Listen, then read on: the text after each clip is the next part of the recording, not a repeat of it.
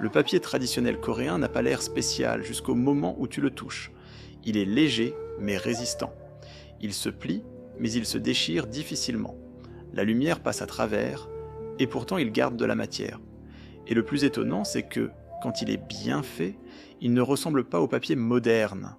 Il ressemble à une fibre vivante, à un tissu ultra fin. C'est pour ça que pendant des siècles, on l'a utilisé pour des portes et des fenêtres, pour des livres, pour la calligraphie, pour la peinture, et même pour des objets censés durer très longtemps. Aujourd'hui, on va voir le processus de fabrication du papier traditionnel coréen, connu pour sa résistance et pour la manière très artisanale dont il est produit. C'est un process long, avec de l'eau, des fibres, des mains expertes et quelques outils qui aident à garder quelque chose d'uniforme. On avance étape par étape. Numéro 1. Choisir la fibre, la base de tout. Le papier traditionnel coréen se fabrique avec la fibre du mûrier à papier, une plante dont l'écorce intérieure produit des fibres longues et solides. La différence avec beaucoup de papiers modernes, c'est justement cette longueur. Plus la fibre est longue et propre, plus la feuille sera résistante. L'artisan ne cherche pas seulement la plante, il cherche le bon moment et la bonne qualité. L'écorce doit être saine, sans zone abîmée, sans taches étranges, avec une structure qui permet de séparer correctement les couches. Si la fibre arrive endommagée, ça se voit à la fin, parce que le papier devient irrégulier ou fragile. Numéro 2.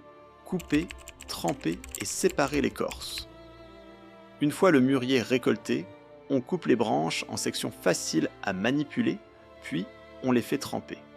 Le trempage assouplit l'écorce et rend la séparation des couches plus simple. La couche extérieure est plus dure et plus foncée, et la couche intérieure, c'est celle qui nous intéresse pour fabriquer le papier. Là, le travail est très manuel. On ouvre l'écorce, on détache la couche extérieure et on garde l'intérieur, plus clair et plus fibreux. Cette étape montre déjà un point essentiel. Une grande partie du résultat dépend de la propreté du matériau dès le départ. Numéro 3. Cuisson. Nettoyer sans détruire la fibre. Ensuite, on cuit la fibre pour retirer les impuretés, certaines graisses naturelles, et les résidus qui pourraient fragiliser la feuille ou modifier sa couleur. Traditionnellement, on utilise une solution alcaline, souvent à base de cendre ou de chaux, pour décomposer ce qui ne sert à rien sans casser la fibre principale. La cuisson doit être maîtrisée. Trop courte, la fibre reste sale et rigide. Trop agressive, la fibre se casse et le papier perd sa résistance. Dans les ateliers expérimentés, ce point est ajusté selon la récolte et selon le type de papier recherché. Numéro 4.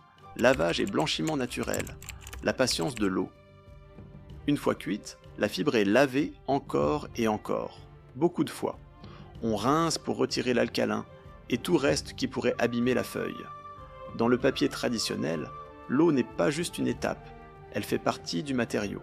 Si le lavage est mal fait, le papier peut devenir cassant, jaunir de manière étrange ou garder une odeur. Dans certaines méthodes, on laisse aussi la fibre dans une eau très propre ou on l'expose au soleil pour un blanchiment doux. Ce n'est pas un blanc artificiel, c'est un éclaircissement lent qui garde le caractère du papier. Numéro 5. Tri et nettoyage à la main.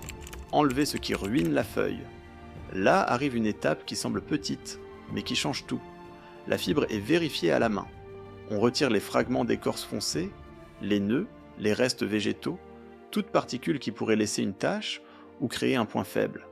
C'est un travail lent, mais c'est ce qui rend une feuille propre et uniforme. Si on va trop vite ici, les défauts apparaissent plus tard. Et sur un papier destiné à la calligraphie ou à la restauration, un défaut se voit autant qu'un trou. Numéro 6. Battre la fibre, transformer l'écorce en pâte. Ensuite, on bat la fibre pour la séparer et l'ouvrir. Traditionnellement, on le fait avec des maillets en bois. Aujourd'hui, certains ateliers restent sur cette méthode.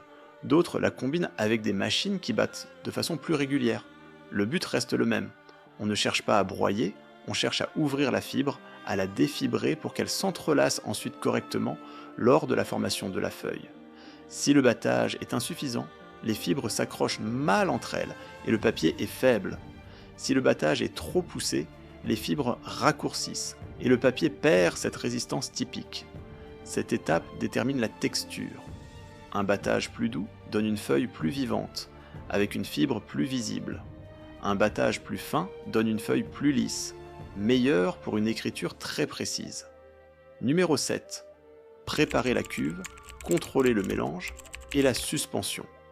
La pâte est mélangée avec de l'eau dans une grande cuve, mais si on mélange seulement fibres et eau, les fibres coulent ou s'agglutinent. Pour éviter ça, on ajoute un mucilage végétal, un liquide visqueux traditionnel qui aide à maintenir les fibres en suspension et à les répartir de manière uniforme. Ce détail est essentiel, c'est ce qui permet d'obtenir des feuilles d'épaisseur proche, sans grumeaux.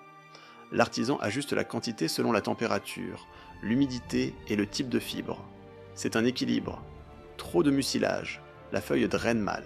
Pas assez, la feuille devient irrégulière. Numéro 8. Former la feuille, le mouvement qui décide de l'épaisseur. Ici arrive le geste central du papier artisanal. On utilise un cadre avec une grille, on le plonge dans la cuve, puis on le bouge selon un mouvement précis pour répartir la fibre. Ce n'est pas juste plonger et ressortir, c'est un mouvement rythmé, contrôlé, qui fait croiser les fibres dans plusieurs directions. C'est là qu'on voit la particularité du papier coréen. La technique de mouvement peut produire une feuille très résistante, parce que les fibres s'entrelacent de façon solide. L'artisan contrôle l'épaisseur avec la quantité de pâte et le temps de drainage.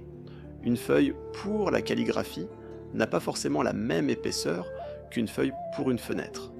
C'est un moment où l'expérience décide. Une personne sans pratique fait des zones trop denses et des zones trop fines. Un artisan obtient l'uniformité sans avoir l'air de mesurer quoi que ce soit. Numéro 9. Empiler et presser. Retirer l'eau sans déformer.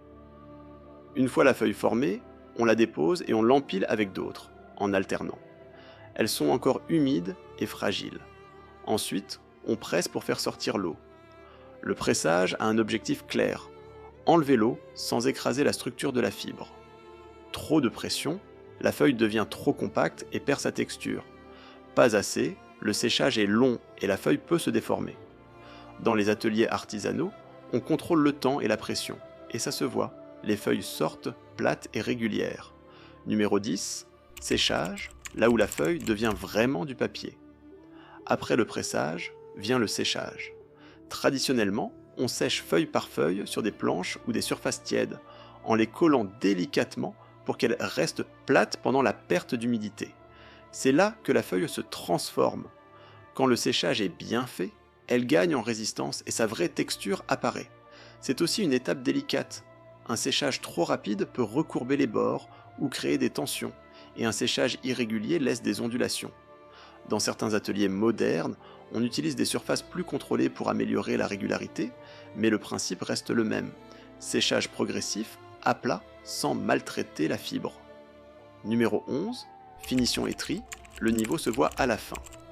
Une fois sec, le papier est inspecté. On le classe selon la qualité, l'épaisseur, la texture et l'uniformité. On recoupe les bords, si nécessaire, on sépare les feuilles pour les usages fins et celles destinées à des usages plus robustes. Certaines feuilles sont lissées avec des outils traditionnels, d'autres gardent leur texture, parce que c'est une partie de leur valeur. Et si le papier est destiné à la calligraphie, on teste comment il absorbe l'encre. Trop absorbant, ça bave. Pas assez, le trait n'accroche pas. Le bon papier traditionnel trouve un équilibre que tu sens immédiatement au pinceau.